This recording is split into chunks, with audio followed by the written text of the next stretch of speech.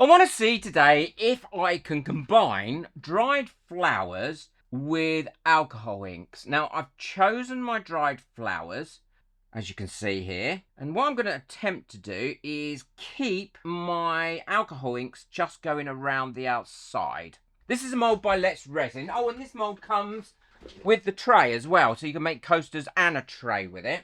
I love the Resin moulds because they always come and tell you how much resin you need. So for this one, it needs 15.4 fluid ounces, which is actually, I only need 10 fluid ounces because I'm only going to make 4. So let's get gloves and PPE on, and then we can get on. Bing!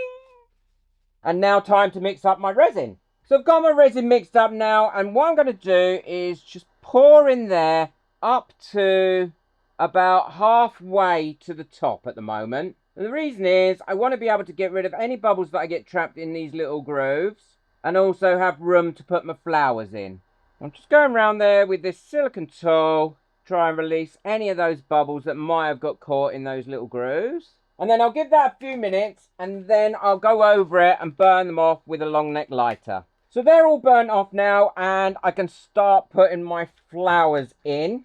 Now, whenever you put flowers in, and unless you've sealed them, and I haven't sealed these, you are always going to get a few trapped bubbles in them. So all I'm doing is sliding these in at an angle like this and trying my hardest not to trap any bubbles. And I'm going to leave those on there like this and let them do their thing for a few minutes. I have no idea if this is going to look good or not. I'm not the best at the Petri effect, even though my lovely friend Claire Holloway has tried to teach me several times. And now they've been sitting on there for a few seconds, all I'm going to do is work along them gently and push them into the resin.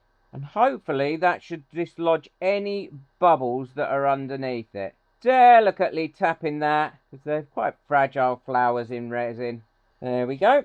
And I'm going to go around and do that for the rest of them as well. So now I've got all my flowers in there and they're nicely embedded. I can pour the rest of my resin in there.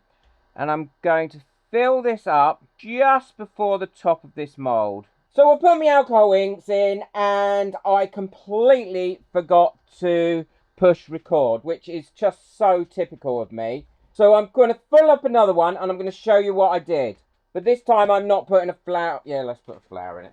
I can't believe I did that. Well, I can. That's just so typical. So what I'm using here is a combination of the normal alcohol inks with the pastel alcohol inks. Now these are quite heavy, so they do sink a little bit more, as I've noticed on these ones. So I'm going to try and not put as much in. I'm using the pearl white as well because I really like that one.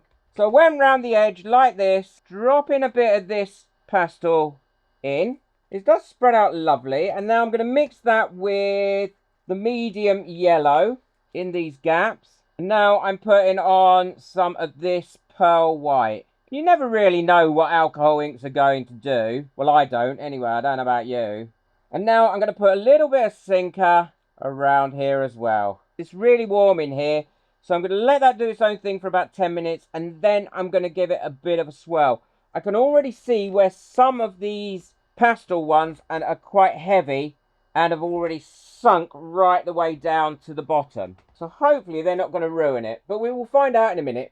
So that's had enough now, and I'm ready to twirl these. As you can see, some of them are spread out a little bit more than others, and the other annoying thing is some of them have dropped really big bits into the bottom. But there we go, we'll have to work on that. So all I'm using is this little tool here. I'm going to go around here and then wipe my tip and do the same for this one. I'm not touching the bottom of the actual mould itself.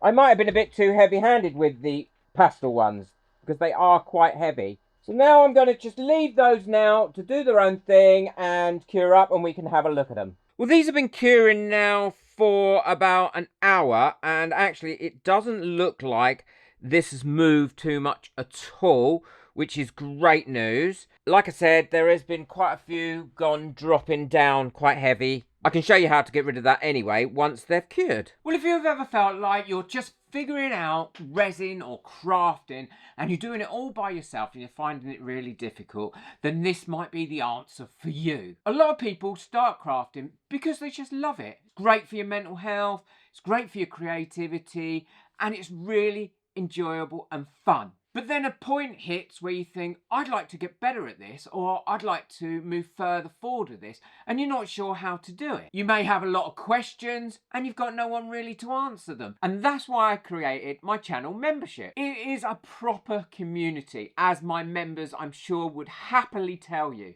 It's not just a place where I put extra videos and extra information.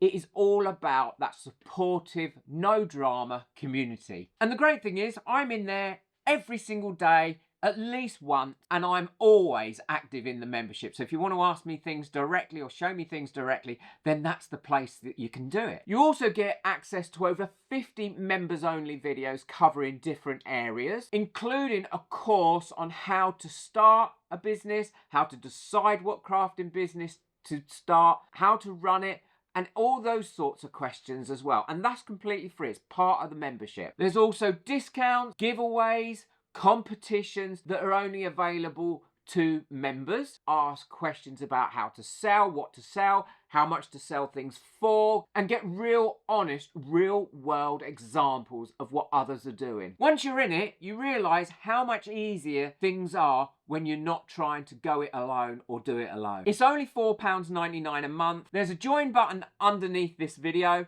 and there's also a link in the description. It'd be great to have you in there. We always welcome new members, and you'll be amazed at how much support you'll get. Looking forward to seeing you there. Well, these are all cured now, and as I suspected, there has been quite a lot of this heavy pastel colour going down and dropping onto the face of these. But let's have a look and see what they've come out like. Take this one first. And actually, I think that has come out really, really pretty. The alcohol inks in that have given a great effect. A nice Petri effect going all the way around. Yeah, that one is too much, I think. I don't dislike it, but the pastel colours have dropped far too far on that.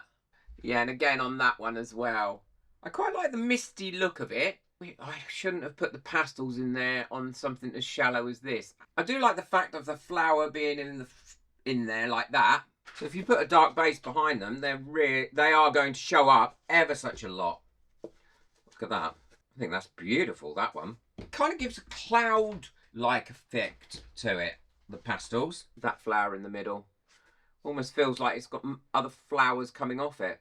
That pearlescent white is just beautiful. This last one. Oh, and we didn't have too much heavy dropping in that. And that's probably because I used a lot less in that one. But we've got some great Petri going on in there. And also a really nice effect. So it will definitely work. It just means that you need to be a little bit lighter handed with the heavier pastels. Overall, it's made a great set of coasters. And they all look really, really pretty. I do quite like that effect. So, yes, you can mix dried flowers with alcohol inks. You just need to be a little bit less heavy-handed than me. I did say at the beginning I'm not great at this technique. I love the way the splurge has come out on that one here.